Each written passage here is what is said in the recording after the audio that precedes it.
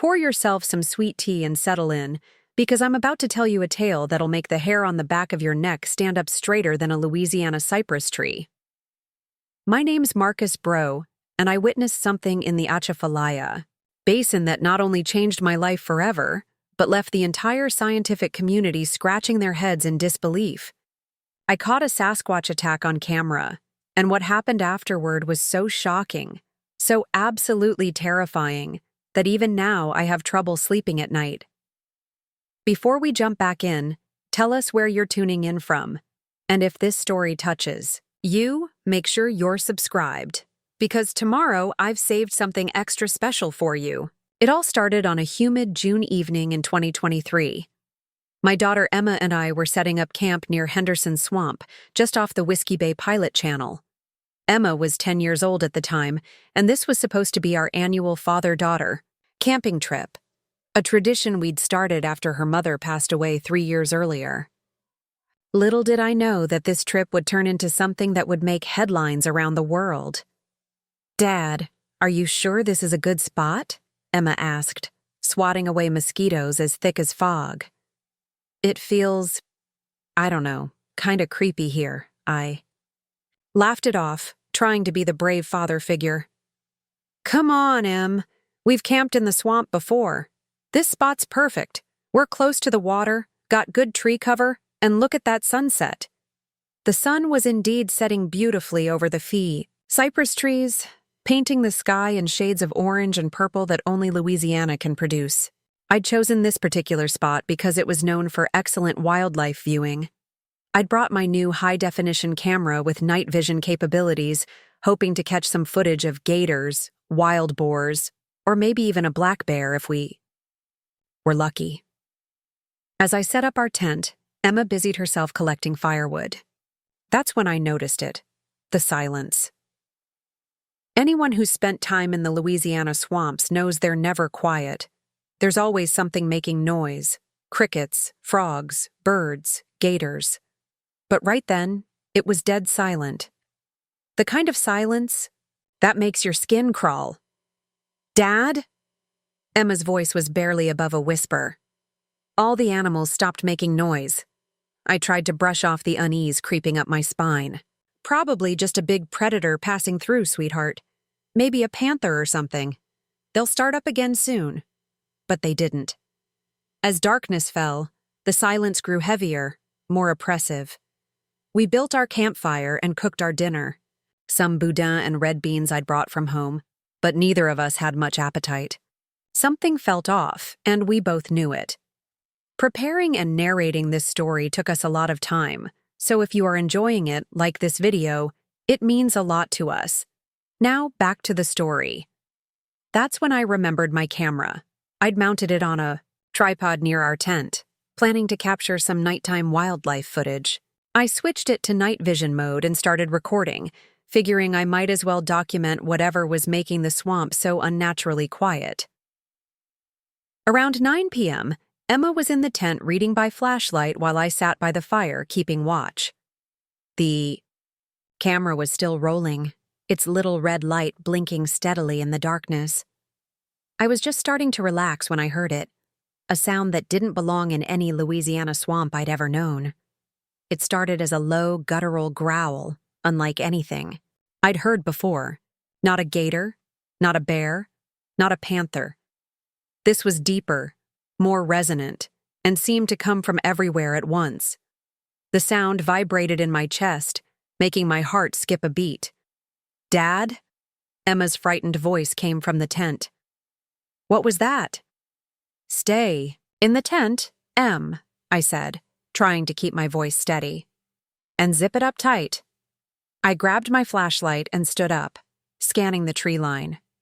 The growl came again, closer this time, followed by the sound of something large moving through the underbrush. Whatever it was big, much bigger than any animal native to these swamps. That's when I saw it. At first, it was just a shadow, darker than the darkness around it. But as it moved closer to our campsite, stepping into the dim glow of our fire, I got my first clear look at the creature that would haunt my nightmares for months to come. It stood at least 8 feet tall, covered in dark, matted hair that seemed to absorb the firelight. Its shoulders were impossibly broad, and its arms hung down past its knees. But it was the face that truly terrified me. Almost human, but not quite, with deep-set eyes that reflected the firelight like burning coals.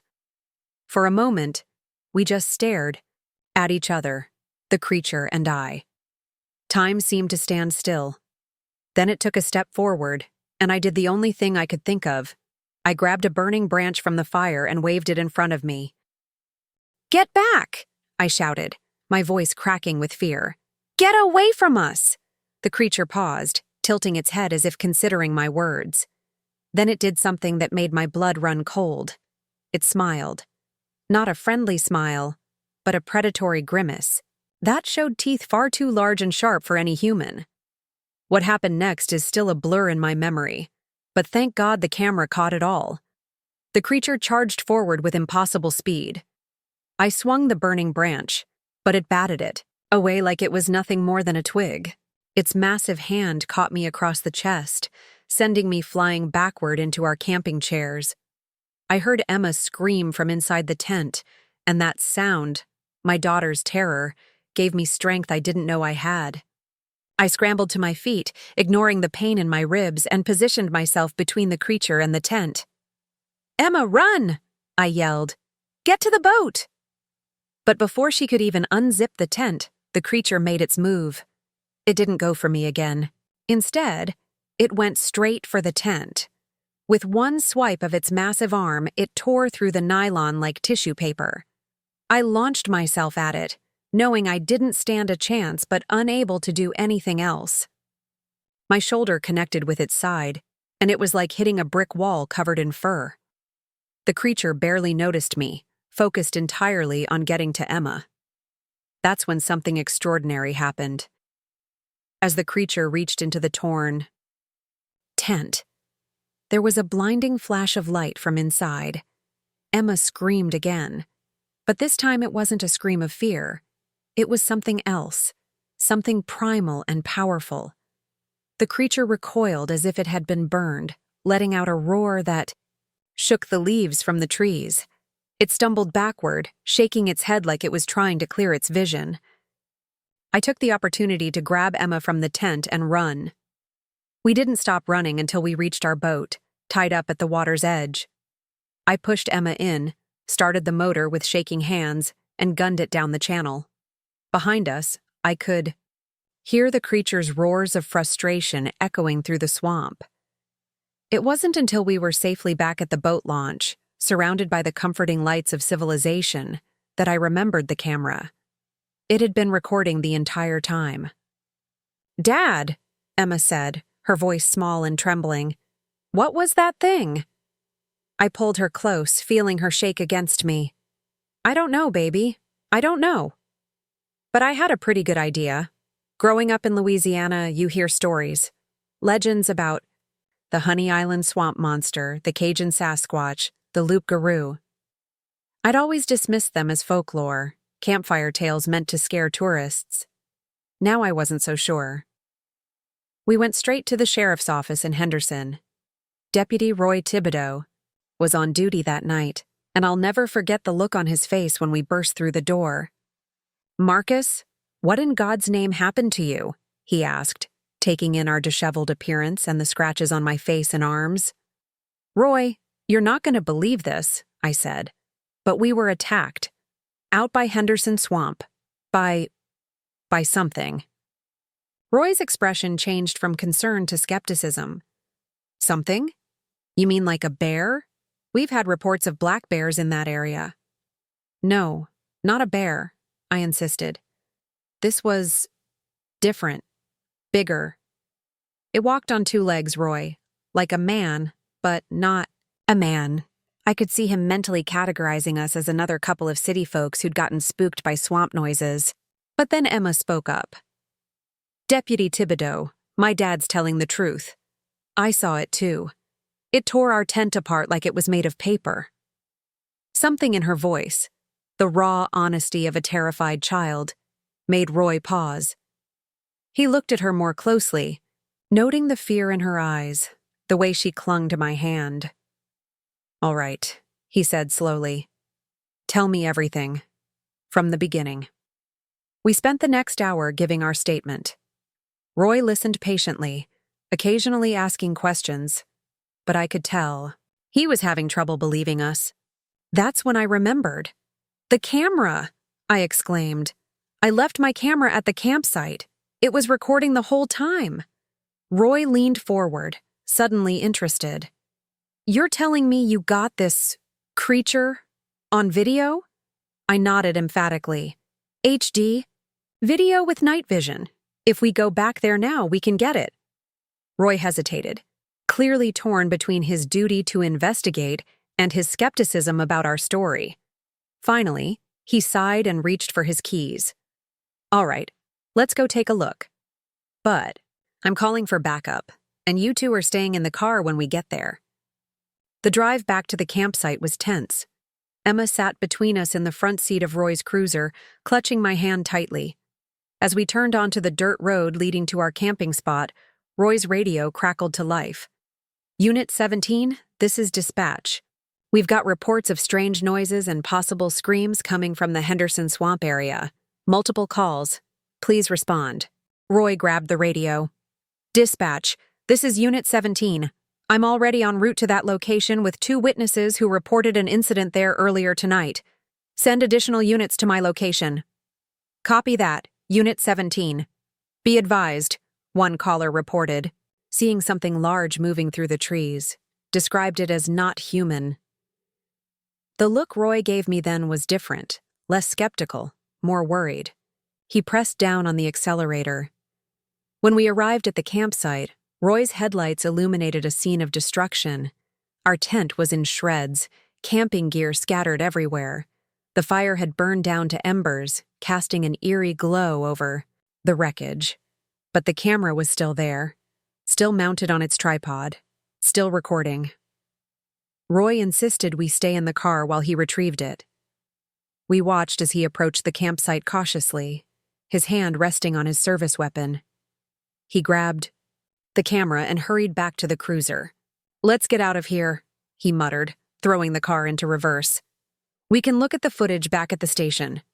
As we drove away, I could have sworn I saw something moving in the trees behind us, a shadow darker than the night itself. But when I looked again, it was gone. What we saw on that footage would change everything, not just for me and Emma, but for the entire scientific community.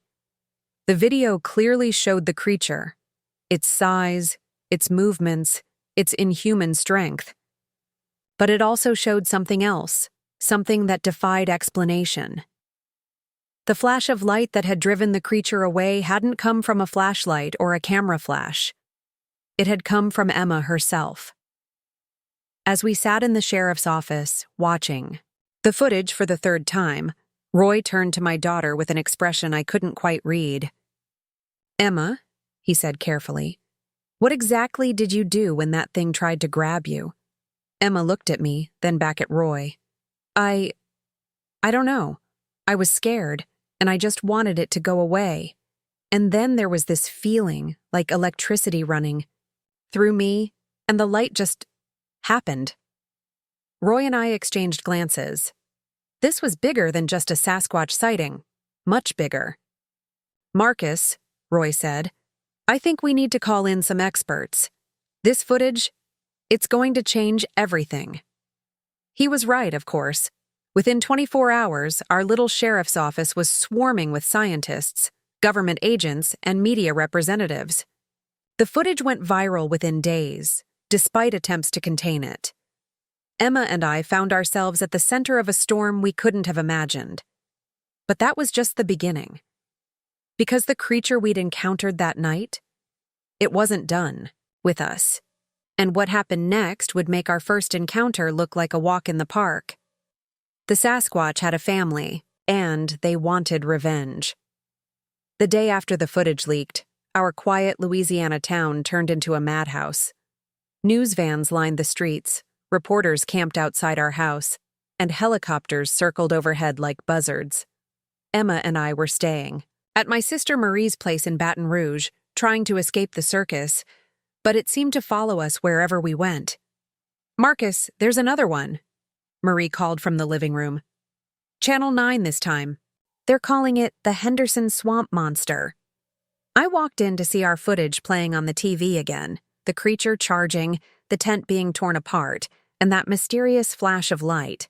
They'd slowed it down, enhanced it, analyzed it from every angle. But nobody could explain what had happened to Emma. Dad, Emma said softly from the couch. I'm scared. What if it comes looking for us? I sat down beside her, pulling her close. We're safe here, baby. That thing's not going to find us. But I wasn't so sure.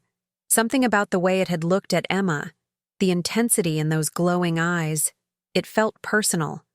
Like it had marked us somehow. The doorbell rang, making us all jump. Marie peeked through the curtains. It's not reporters, she said, surprised. Looks like government types? I opened the door to find 3 people in dark suits standing on the porch. The woman in front flashed a badge. Mr. Breaux? I'm Special Agent Rachel Santos with the Department of Homeland Security. This is Dr. Elizabeth Chen from the CDC and Dr. James Patterson from MIT.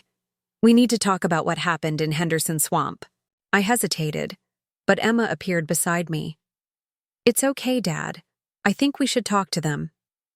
We let them in, and what followed was the strangest conversation of my life. Dr. Patterson, a cryptozoologist, had been studying Sasquatch sightings for decades. Dr. Chen specialized in unexplained biological phenomena. And Agent Santos? Well, she wasn't exactly forthcoming about her specific role. The footage is remarkable, Dr. Patterson said, setting up a laptop. In 40 years of research, I've never seen anything this clear, this definitive. But it's not just the creature that interests us. He pulled up a frame from the video, the moment of the flash. This energy discharge from your daughter? We've never documented anything like it. Emma shifted uncomfortably.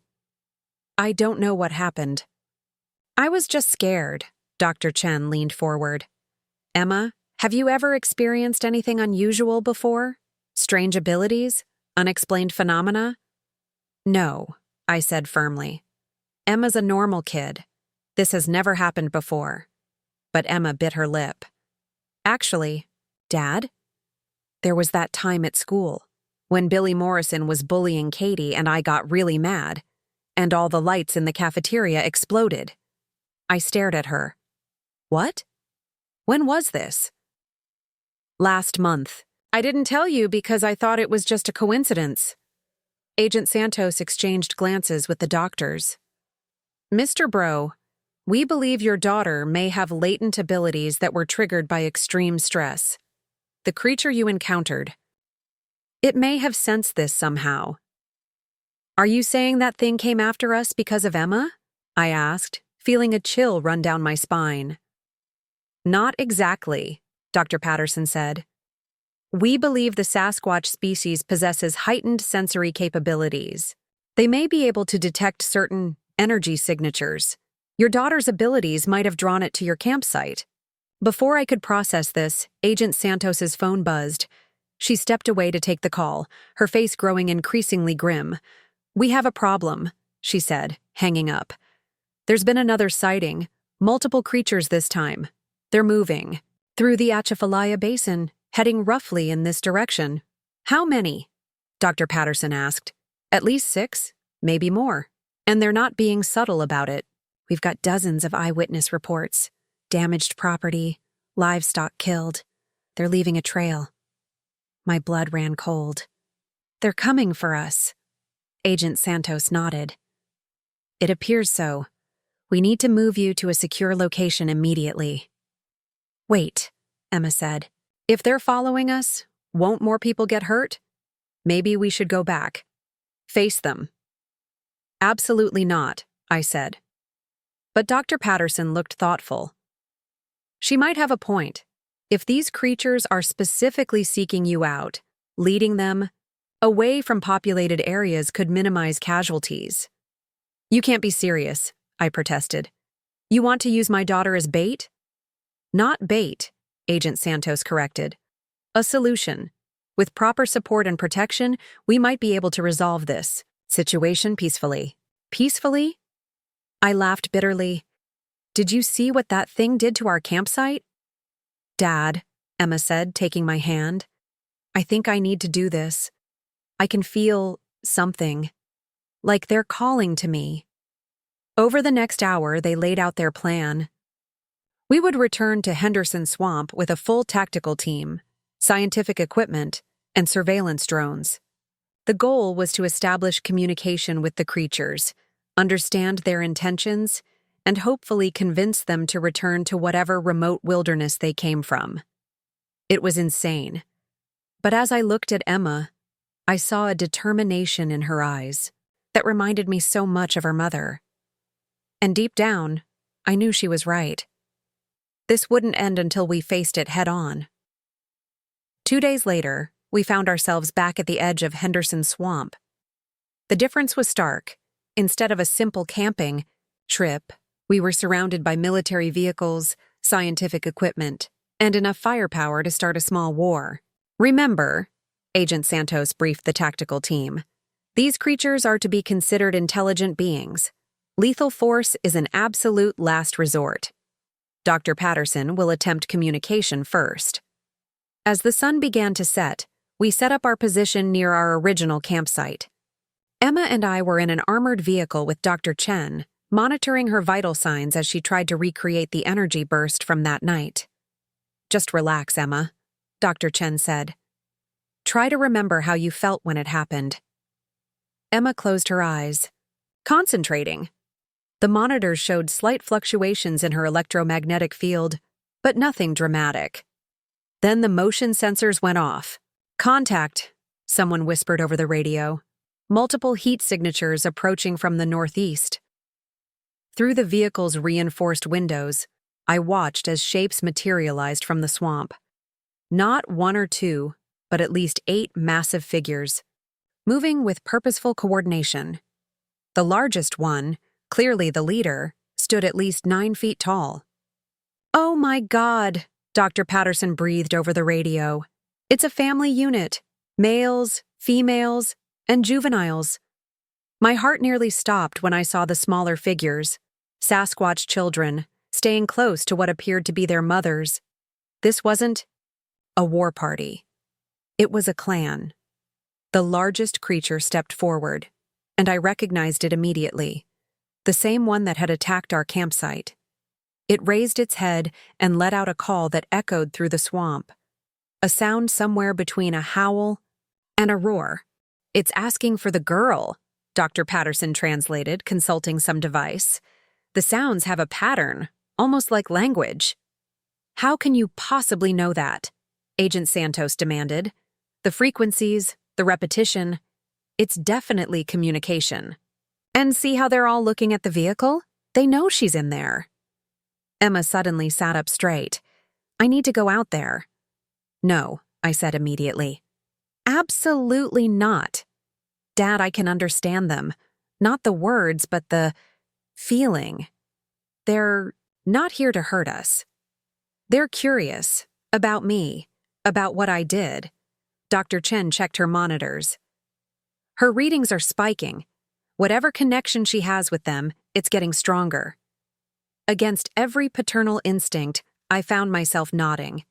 Okay, but I'm coming with you. We stepped out of the vehicle together, hand in hand. The tactical team tensed, weapons ready, but Agent Santos held them back. The creatures watched us approach, their eyes gleaming in the growing darkness. The leader took a step forward, and I instinctively moved to shield Emma. But she squeezed my hand and stepped past me. It's okay, Dad, she whispered. What happened next defied everything I thought I knew about the world. Emma raised her hand, and a soft blue light began to emanate from her palm. The Sasquatch leader mirrored her gesture, and incredibly, a similar glow appeared around its massive hand. They're like me, Emma said, wonder in her voice. They have the gift too. That's why they came. They sensed one of their own. Dr. Patterson was practically beside himself. Incredible. Some form of bioelectric communication. This could rewrite everything we know about human evolution. For several minutes, Emma and the creature stood there, connected by streams of light that pulsed and swirled between them. I couldn't understand what was being communicated, but I could feel it. An exchange of information, of understanding. Finally, the lights faded. Emma turned to us, her face filled with awe. "They're not monsters," she said. "They're guardians. They've been here for thousands of years, protecting something ancient, something powerful. And they thought I was a threat to it." "What changed their minds?" Agent Santos asked. "I showed them I'm not here to take or destroy. I'm here to learn, to understand." Emma smiled. "They want to show us something, but we have to go alone, just me and Dad." Every government agent and scientist immediately protested, but Emma was firm. And somehow, I knew she was right. This was bigger than research or national security. This was about trust. "We'll be back before sunrise," I promised Agent Santos. "You have my word." With great reluctance, they agreed. As Emma and I followed the Sasquatch clan deeper into the swamp, I couldn't help but marvel at how much our lives had changed in just a few days. We'd gone from a simple camping trip to making first contact with a species that shouldn't exist. The creatures led us through paths I never knew existed, across ancient cypress groves and hidden waterways. Finally, we arrived at what appeared to be a natural amphitheater, surrounded by massive trees that had to be hundreds of years old. In the center was something that made my jaw drop, a structure that was clearly not natural, but also not human-made. It was a perfect sphere of some crystalline material, about 20 feet in diameter, pulsing with the same blue light that Emma had produced. "This is what they protect," Emma said softly. "It's alive, somehow, and it's been here since before humans walked these swamps." The leader gestured for Emma to approach the sphere. As she did, it began to pulse faster, brighter. She reached out to touch it, and the moment her fingers made contact, the entire structure lit up like a supernova. Images flooded my mind. Ancient civilizations, cosmic events, the true history of these beings and their connection to humanity. It was overwhelming, beautiful, and terrifying all at once. When the light faded, Emma stood there, tears streaming down her face. "Dad," she whispered, "I understand now. Everything. Why they're here. Why I have these abilities. Why this had to happen." But before she could explain, a sound cut through the swamp, the distinctive whump, whump, whump of helicopter rotors. Multiple helicopters. The Sasquatch leader let out a roar of anger and betrayal. They thought we'd led the authorities to their sacred site. "No," Emma cried. "We didn't tell them, I swear." But it was too late. Spotlights pierced the darkness, and voices boomed through loudspeakers, demanding surrender. The peaceful first contact we'd achieved was about to turn into a disaster. And somehow, I knew this was just the beginning of something much bigger than any of us had imagined. The night erupted into chaos. Searchlights sliced through the ancient cypress trees as 3 black helicopters descended upon the sacred grove. The Sasquatch clan scattered, their roars of betrayal echoing through the swamp. The crystalline sphere pulsed erratically, its blue light flickering like a dying star. "Dad, we have to stop them," Emma cried, grabbing my arm. "If they damage the sphere, it could be catastrophic." The lead helicopter's loudspeaker crackled. "This is Colonel Harrison." "Mitchell, United States Special Operations. All parties are ordered to stand down immediately. Secure the artifact for extraction." Repelling lines dropped from the helicopters, and black-clad soldiers began descending into the grove. The Sasquatch leader let out a bone-chilling howl and charged toward the nearest soldier. What followed was like something out of a nightmare. The soldier raised his weapon, some kind of advanced stun rifle, and fired. Blue electricity arced through the air, striking the massive creature. But instead of dropping, the Sasquatch seemed to absorb the energy. Its eyes blazed brighter, and with a sweeping motion of its arm, it sent a wave of force that knocked 3 soldiers off their feet. "Emma!" I shouted over the chaos. "We need to get out of here!" But Emma stood transfixed, her eyes locked on the sphere. "No, Dad. I know what to do now." The sphere showed me. Before I could stop her, she ran toward the ancient artifact. Bullets whizzed past, warning shots that came dangerously close. The Sasquatch formed a protective circle around her, using their bodies as shields. "Hold your fire!" someone screamed. "That's the Breaux girl!" I recognized Agent Santos's voice. She must have followed the military operation. Through the chaos, I saw her arguing with Colonel Mitchell, gesturing frantically toward Emma. Emma reached the sphere and placed both hands on its surface. The artifact responded immediately, its pulsing synchronizing with her heartbeat. The blue light grew stronger, pushing back the harsh white glare of the searchlights. "Marcus!" Dr. Patterson's voice came from somewhere in the confusion. He'd managed to follow us too. "The energy readings are off the charts. Whatever Emma's doing, it's interfacing with the sphere on a quantum level." The Sasquatch clan began to vocalize in unison, not roars of anger now, but a harmonic resonance that made the air itself vibrate. The sphere's light expanded, forming a dome that encompassed Emma, the Sasquatch, and myself. Inside the dome, everything went quiet. The chaos outside continued, but we couldn't hear it. Emma turned to face me, and I gasped. Her eyes were glowing with the same blue light as the sphere. "Dad?" she said, her voice echoing strangely. "I need to show you the truth. All of it." She reached out her hand, and I took it without hesitation. The moment our fingers touched, images flooded my mind. Ancient Earth, millions of years ago. A civilization of beings that looked remarkably like the Sasquatch, but more refined, more advanced.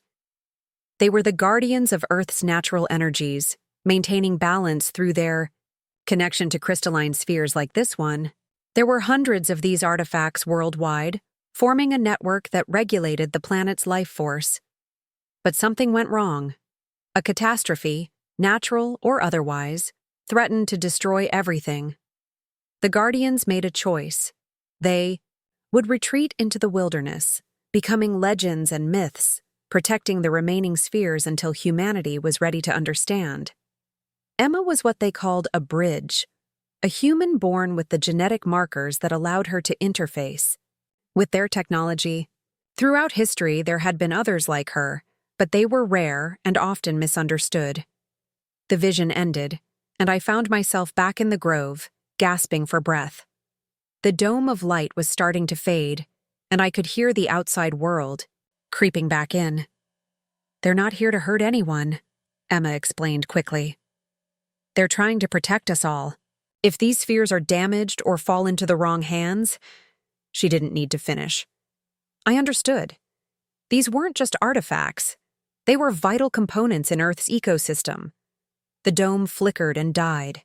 We were exposed again, surrounded by soldiers with weapons trained on us. Colonel Mitchell stepped forward, his face a mask of military determination. "Step away from the artifact," he ordered. "This is now a matter of national security." "You don't understand," I pleaded. "You can't take it. It's not just some alien technology. It's part of the Earth itself." Mitchell's expression didn't change. "That's exactly why we need to study it. Now move, or we will move you." The Sasquatch leader stepped forward, positioning itself between us and the soldiers. It looked at Emma, then at me, and I saw something in its eyes I hadn't expected: resignation. It knew what was about to happen. "No," Emma said firmly, "I won't let you destroy everything they've protected for millennia." She turned back to the sphere and pressed her forehead against it. The artifact flared to life one more time, brighter than ever. Energy crackled through the air, making everyone's hair stand on end. Emma, stop! Agent Santos shouted. You don't know what you're doing. Actually, Emma replied, her voice resonating with power, I know exactly what I'm doing. The sphere began to sink into the ground, passing through solid earth like it was water. The Sasquatch clan placed their hands on its surface as it descended, adding their energy to Emma's. The combined power was overwhelming. Colonel Mitchell made a decision. Take the shot, he barked. Non-lethal ordnance only, multiple weapons, fired simultaneously. But the energy surrounding Emma and the sphere formed a shield, deflecting everything.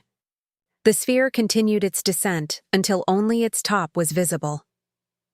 Then Emma did something that shocked everyone. She began to sing, not in English, but in the harmonic language of the Sasquatch. The creatures joined in, their voices creating a symphony that seemed to resonate with the very atoms of the air. The sphere gave one final pulse of light and disappeared completely into the earth. The ground sealed over it as if it had never been there. Emma collapsed, and I caught her before she hit the ground. Target lost, one of the soldiers reported. The artifact is gone, sir. Mitchell's face contorted with fury. Dig it up. I want excavation teams here within the hour. That won't work, Dr. Patterson said, stepping into the clearing. He was holding some kind of scientific instrument. According to these readings, the sphere isn't just underground. It's been phased into a different dimensional state. It's physically impossible to retrieve. The Sasquatch clan began to retreat into the swamp, but not before the leader approached us one last time. It reached out with surprising gentleness and touched Emma's forehead. A small spark of blue light passed between them. Then it looked at me, and I heard its voice in my mind. Protect the bridge. She is the future. With that, they vanished into the darkness, leaving us surrounded by frustrated soldiers and bewildered scientists. This isn't over, Colonel Mitchell growled. We'll find that artifact, and we'll find those creatures. No, you won't, Emma said weakly, opening her eyes. They've gone where you can't follow. And the sphere, it's exactly where it needs to be. Agent Santos knelt beside us. Emma, what did you do? I activated the network, Emma explained. All the spheres all around the world. They're waking up now, recalibrating, getting ready. Ready for what? I asked, though I was afraid I already knew the answer. Emma looked at me with eyes far older than her 10 years. For what's coming, Dad? The Guardians have been waiting for humanity to be ready. And now we have to prove we are. Over the next few hours, reports started coming in from around the globe. Strange energy signatures in remote locations. Unexplained phenomena. Sightings of creatures long thought to be myths. The world was waking up to a reality it had forgotten. We were detained, of course. Taken to a secure facility for debriefing. But it didn't matter anymore. The truth was out there, spreading faster than any government could contain it. As we sat in a sterile interrogation room, Emma sleeping with her head on my shoulder, Agent Santos slipped me a piece of paper. There are those of us who understand, she whispered, who've been waiting for this day. We'll help you when the time comes. I unfolded the paper. It contained an address and a single word. Sanctuary. I nodded, understanding. We weren't alone in this. There were others, people in positions of power who knew the truth and were prepared to protect it. Dr. Patterson managed to visit us once before we were transferred. He brought news that both thrilled and terrified me. The footage from tonight. He said, it's everywhere. Not just your original video, but dozens of cell phone recordings from locals who saw the helicopters. The government's trying to claim it was a training exercise, but nobody's buying it. He leaned closer. And Emma's not the only one. We're getting reports of other children around the world manifesting similar abilities. They're all connected, somehow, to each other and to these spheres. I thought about what the Sasquatch leader had said. She is the future. What happens now? I asked. Dr. Patterson smiled grimly. Now? Now we prepare.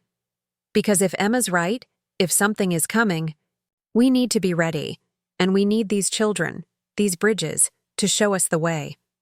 3 days later, Emma and I escaped from the facility with help from Agent Santos and her network of allies. We didn't go home. That life was over. Instead, we went underground, joining a growing movement of people who understood what was at stake. "No," Emma said firmly, "I won't let you destroy everything they've protected for millennia." She turned back to the sphere and pressed her forehead against it. The artifact flared to life one more time, brighter than ever. Energy crackled through the air, making everyone's hair stand on end. "Emma, stop!" Agent Santos shouted. "You don't know what you're doing." "Actually," Emma replied, her voice resonating with power, "I know exactly what I'm doing." The sphere began to sink into the ground, passing through solid earth like it was water. The Sasquatch clan placed their hands on its surface as it descended, adding their energy to Emma's. The combined power was overwhelming. Colonel Mitchell made a decision. "Take the shot," he barked. "Non-lethal ordnance only, multiple weapons," fired simultaneously. But the energy surrounding Emma and the sphere formed a shield, deflecting everything. The sphere continued its descent until only its top was visible. Then Emma did something that shocked everyone. She began to sing, not in English, but in the harmonic language of the Sasquatch. The creatures joined in, their voices creating a symphony that seemed to resonate with the very atoms of the air. The sphere gave one final pulse of light and disappeared completely into the earth. The ground sealed over it as if it had never been there. Emma collapsed, and I caught her before she hit the ground. "Target lost," one of the soldiers reported. "The artifact is gone, sir." Mitchell's face contorted with fury. "Dig it up. I want excavation teams here within the hour."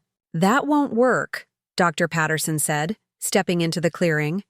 He was holding some kind of scientific instrument. "According to these readings, the sphere isn't just underground. It's been phased into a different dimensional state. It's physically impossible to retrieve." The Sasquatch clan began to retreat into the swamp, but not before the leader approached us one last time. It reached out with surprising gentleness and touched Emma's forehead. A small spark of blue light passed between them. Then it looked at me, and I heard its voice in my mind. "Protect the bridge. She is the future." With that, they vanished into the darkness, leaving us surrounded by frustrated soldiers and bewildered scientists. "This isn't over," Colonel Mitchell growled. "We'll find that artifact, and we'll find those creatures." "No, you won't," Emma said weakly, opening her eyes. "They've gone where you can't follow. And the sphere, it's exactly where it needs to be." Agent Santos knelt beside us. "Emma, what did you do?" "I activated the network," Emma explained. "All the spheres all around the world. They're waking up now, recalibrating, getting ready." "Ready for what?" I asked, though I was afraid I already knew the answer. Emma looked at me with eyes far older than her 10 years. "For what's coming, Dad? The Guardians have been waiting for humanity to be ready. And now we have to prove we are." Over the next few hours, reports started coming in from around the globe. Strange energy signatures in remote locations, unexplained phenomena, sightings of creatures long thought to be myths. The world was waking up to a reality it had forgotten. We were detained, of course, taken to a secure facility for debriefing. But it didn't matter anymore. The truth was out there, spreading faster than any government could contain it. As we sat in a sterile interrogation room, Emma sleeping with her head on my shoulder, Agent Santos slipped me a piece of paper. "There are those of us who understand," she whispered, "who've been waiting for this day. We'll help you when the time comes." I unfolded the paper. It contained an address and a single word: sanctuary. I nodded, understanding. We weren't alone in this. There were others, people in positions of power who knew the truth and were prepared to protect it. Dr. Patterson managed to visit us once before we were transferred. He brought news that both thrilled and terrified me. The footage from tonight. He said, "It's everywhere. Not just your original video, but dozens of cell phone recordings from locals who saw the helicopters. The government's trying to claim it was a training exercise, but nobody's buying it." He leaned closer. "And Emma's not the only one. We're getting reports of other children around the world manifesting similar abilities. They're all connected, somehow, to each other and to these spheres." I thought about what the Sasquatch leader had said. She is the future. "What happens now?" I asked. Dr. Patterson smiled grimly. Now we prepare. Because if Emma's right, if something is coming, we need to be ready, and we need these children, these bridges, to show us the way. 3 days later, Emma and I escaped from the facility with help from Agent Santos and her network of allies. We didn't go home. That life was over. Instead, we went underground, joining a growing movement of people who understood what was at stake. The world was changing. The Sasquatch had returned to their ancient role as guardians, but now they had human allies.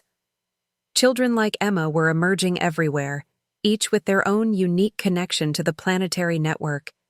And somewhere in the Louisiana swamps, beneath layers of mud and mysticism, an ancient sphere pulsed with life, waiting for the day when humanity would finally be ready to join the cosmic community. But that's a story for another time. For now, as Emma and I traveled to our first safe house, I couldn't help but marvel at how a simple camping trip had led us to the edge of a new world. The evidence I'd captured that night, the footage that had started it all, was now just the first chapter in a much larger story. A story that was only beginning. 6 months underground changes a person. Emma and I had been living off the grid, moving between safe houses, never staying in one place longer than a few weeks. The network Agent Santos had promised was real, a loose confederation of scientists, ex-military, and truth-seekers who'd been preparing for something like this for years. But nothing could have prepared us for what happened next.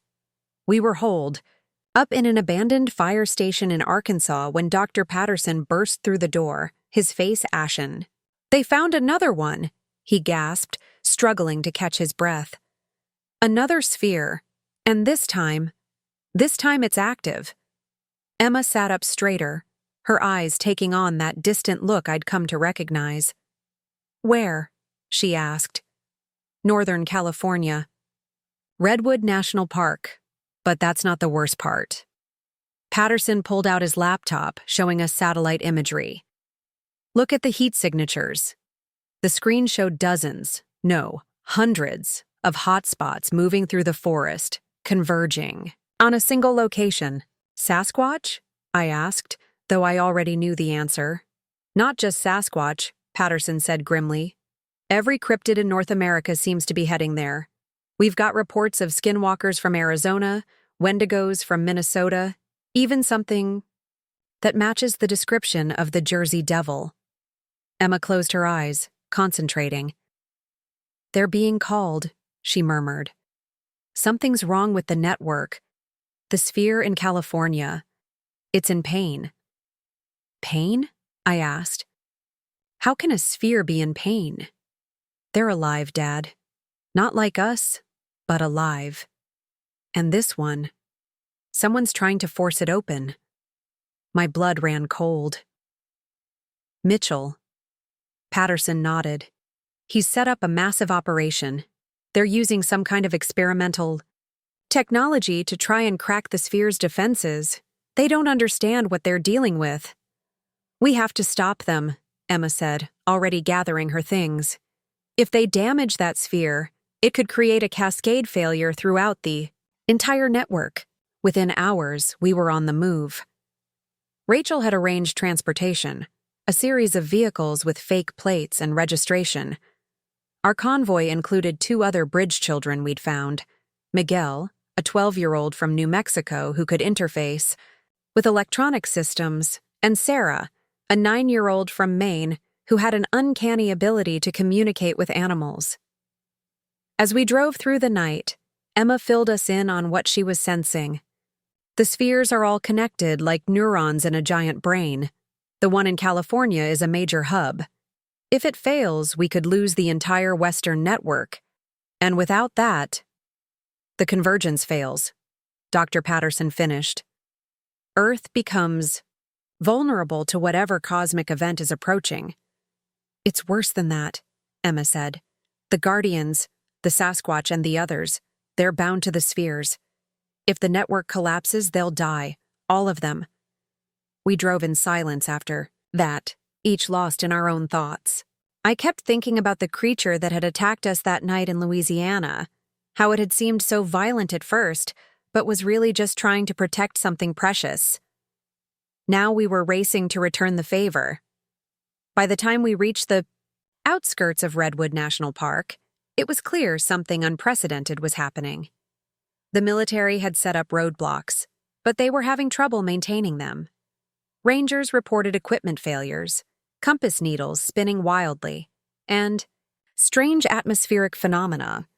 The sphere's destabilizing, Emma explained as we abandoned our vehicles and continued on foot. Reality itself is starting to warp around it. We hiked through the ancient forest, guided by Emma's connection to the network. The redwoods towered above us like silent sentinels, their massive trunks disappearing into the pre-dawn mist. As we got closer to our destination, we began encountering signs of the gathering cryptids, massive footprints, claw marks on trees, and an overwhelming sense of being watched. They won't hurt us, Emma assured the group. They know we're here to help. Sure enough, as we crested a ridge, we saw them. Hundreds of creatures that shouldn't exist, gathered in a natural amphitheater surrounding a military encampment. Sasquatch stood alongside beings I'd only heard about in legends. Pale, antlered, figures that must have been wendigos, wolf-like creatures walking on two legs, things with wings that defied description. And at the center of it all, surrounded by military hardware and frantic scientists, was the sphere. Unlike the one in Louisiana, this one was massive, at least 50 feet in diameter. It pulsed with an angry red light instead of the calm blue we'd seen before. They're using sonic weapons, Dr. Patterson observed, pulling out his binoculars, trying to find the resonant frequency that will crack it open. Fools, Rachel muttered. They have no idea what they're unleashing. Emma stepped forward, and the gathered cryptids parted to let her pass. We followed, a small group of humans, walking through an army of monsters that watched us with ancient, knowing eyes. As we approached the military perimeter, soldiers raised their weapons. But before they could fire, every piece of electronic equipment in the camp suddenly went dead. Miguel grinned. Thought you might need a distraction. In the confusion, we made our way to the sphere. Colonel Mitchell was there, directing the operation. When he saw us, his face contorted with rage. You, he snarled. You've ruined everything. Do you have any idea what this technology could mean for national security? Do you have any idea what you're about to unleash? I shot back. This isn't a weapon, Mitchell. It's a cornerstone of Earth's defense system. Lies, Mitchell shouted. These creatures, these artifacts, they're the real threat. We need to control them before they control us. Emma stepped between us, her small frame radiating an authority that belied her age. Colonel, please, let me show you what I saw. Let me show you the truth. For a moment, Mitchell hesitated, but then his radio crackled to life, backup power systems coming online. Continue the operation, he ordered. Maximum intensity. The sonic weapons powered up again, and the sphere's red glow intensified. Cracks began to appear on its surface, leaking energy that made the air itself seem to scream. The gathered cryptids surged forward, no longer content to watch. Sasquatch charged the sonic emitters, tearing them apart with their bare hands. Soldiers opened fire, but their bullets seemed to pass harmlessly through some creatures while others deflected them with invisible shields. In the chaos, Emma reached the sphere. She placed her hands on its cracked surface, crying out as energy coursed through her. It's too late, she screamed. The cascade has started. Around the world, the other spheres began to fail. Dr. Patterson's equipment showed the network collapsing like dominoes, each failure triggering the next. The bridge children with us fell to their knees, overwhelmed by the psychic backlash. Emma! I rushed to her side, but an invisible force held me back. She turned to look at me, her eyes now glowing red instead of blue. Dad, she said, her voice echoing strangely. I have to go inside. It's the only way to stop this. Inside where? I asked, though I feared I knew the answer. Into the network itself. I can hold it together from within, but... She paused, tears streaming down her face. I don't know if I can come back. Before I could stop her, Emma pressed herself against the sphere's surface. The cracks widened, and she disappeared into the angry red light. The sphere's glow immediately began to shift, red giving way to purple, then blue. The cracks started to seal themselves. Around us, the battle stopped as everyone, human and cryptid alike, stared in awe at the transforming artifact. Colonel Mitchell stood frozen, his face a mask of confusion and dawning horror as he realized what he'd almost done. The cryptids began to vocalize, not in anger now, but in what sounded like a mournful song. I fell to my knees before the sphere, pressing my hands against its now smooth surface. Emma! I called out. Emma, can you hear me? For a long moment, there was nothing. Then faintly, I heard her voice in my mind. I'm here, Dad. I'm everywhere. But I need time. The network. It's so vast, so complex.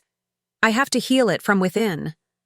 How long? I asked, tears streaming down my face. I don't know. Days? Months? Maybe years. But I'll find my way back to you. I promise.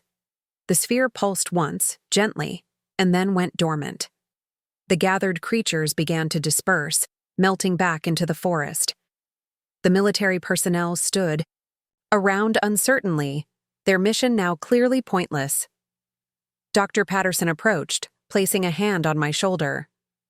She saved us all, he said softly. The network is stabilizing. The convergence can proceed as planned. But at what cost? My daughter was gone, absorbed into an alien network that spanned the globe. And somewhere out there, a cosmic event was still approaching, one that would determine the fate of our entire world. As dawn broke over the redwoods, I made a decision. I would find a way to get Emma back. I would learn everything there was to know about the spheres, the guardians, and the network. And if I had to travel to every sacred site on Earth to do it, then that's what I would do. Our fight was far from over. If anything, it was just beginning. 3 years. That's how long it took me to find the answer. 3 years of traveling to every sphere site on Earth, from the frozen tundra of Siberia to the heart of the Amazon rainforest.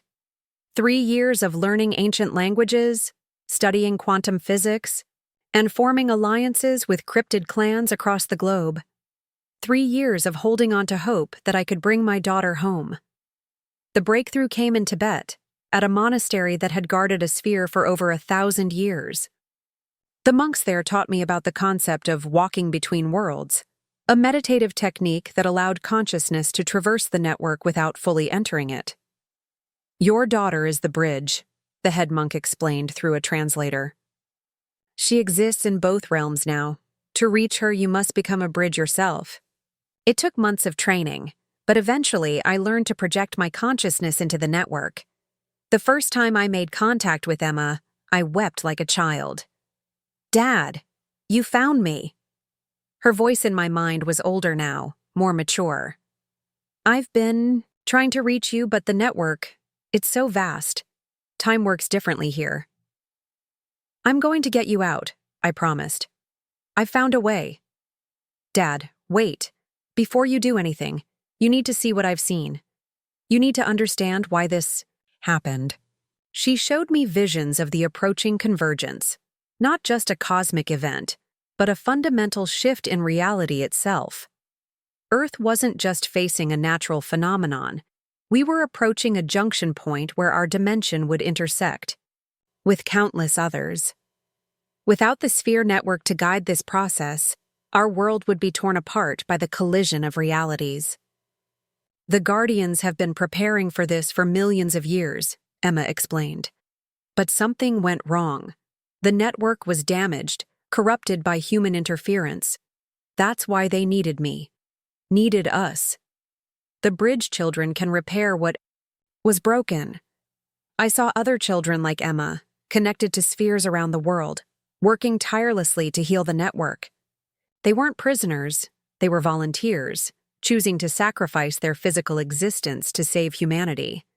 But you're still my daughter, I insisted.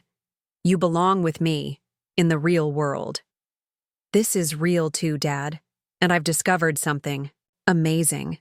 I don't have to choose. She showed me her solution, a technique she'd developed that would allow her to exist in both worlds simultaneously. Part of her consciousness would remain in the network, maintaining the repairs she'd made, while the rest would return to her physical body. But I need your help. I need an anchor in the physical world, someone who can guide me back. The plan was complex and dangerous. It required perfect timing with the lunar cycle, the cooperation of multiple cryptid clans, and technology that Dr. Patterson had to invent on the fly. But 6 months later, we were ready. We returned to the Louisiana swamp where it all began. The sphere that Emma had hidden rose from the earth at her mental command. Sasquatch, Wendigos, and other cryptids gathered to lend their energy to the process. Even Colonel Mitchell was there, humbled by his near catastrophe in California and now dedicated to protecting the network he'd once tried to destroy.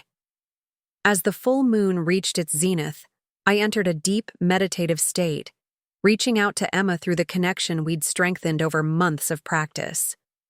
The sphere pulsed with blue light, and reality itself seemed to bend around us. Now, Dad, pull me through. I focused all my will, all my love, on bringing my daughter home. The sphere's light intensified to blinding levels. I felt Emma's consciousness, flowing through our connection, splitting into 2 streams, one remaining in the network, one returning to the world. There was a sound like reality itself cracking open, and then Emma collapsed into my arms, solid and real for the first time in 3 years. Dad, she whispered, her actual voice hoarse from disuse. I'm home. The gathered cryptids roared in celebration. The sphere's light shifted to a gentle, satisfied pulse. We had done it. Emma was back, but her connection to the network remained intact. In the months that followed, Emma became something unprecedented, a living bridge between worlds. She could walk in both realms, helping to guide humanity through the convergence while still living a relatively normal life. Well, as normal as life could be for a girl who regularly communicated with interdimensional beings. The convergence came as predicted, but thanks to the repaired network and the bridge children, Earth didn't just survive, it thrived. Our world expanded, gaining access to knowledge and resources from countless other dimensions.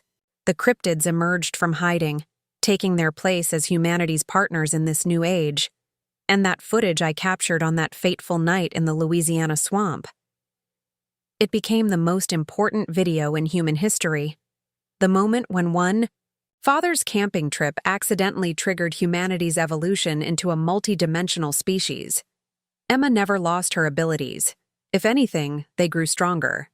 She helped establish the first interdimensional council, working alongside Sasquatch, elders and human scientists to guide Earth's development. But she also went to college, fell in love, and eventually gave me grandchildren who were born with the inherent ability to see between worlds. As for me, I became the official chronicler of the convergence, documenting the true history of Earth's guardians and humanity's awakening. My camera, the one that started it all, sits in a place of honor in the Museum of Dimensional History. Sometimes on quiet nights, Emma and I return to that spot in the Louisiana swamp. We sit by the sphere, now a protected monument, and remember that terrifying night when a Sasquatch attack caught on camera changed the course of human history. "You know," Emma said on one such evening, watching her own children play with young Sasquatch cubs, "none of this would have happened if you hadn't insisted on that camping trip." I smiled, thinking of all we'd been through. Best father-daughter trip ever. She laughed, and in that moment, I knew that everything, all the fear, all the sacrifice, all the impossible adventures, had been worth it. We hadn't just survived. We had helped humanity take its next evolutionary step. And to think, it all started with a camera, a tent, and a father's love for his daughter. Sometimes the most extraordinary journeys begin with the simplest moments. As the sun set over the bayou, painting the sky in those distinctive Louisiana colors, I realized that our story had come full circle. From terror to understanding, from conflict to cooperation, from isolation to connection, we had traveled the full spectrum of human experience. The footage that had once shocked the world now served as a reminder. Sometimes what we fear most is exactly what we need to embrace. The Sasquatch hadn't been monsters. They had been messengers, calling us to our destiny among the stars. And somewhere in the vast network of spheres that now connected countless worlds, a part of Emma's consciousness smiled, knowing that she had helped write the next chapter in the endless story of existence. Our proof hadn't just left scientists speechless. It had given the universe a voice. The end. Up next, you've got 2 more standout stories right on your screen. If this one hit the mark, you won't want to pass these up. Just click and check them out. And don't forget to like, subscribe, and turn on the notification bell so you don't miss any upload from us.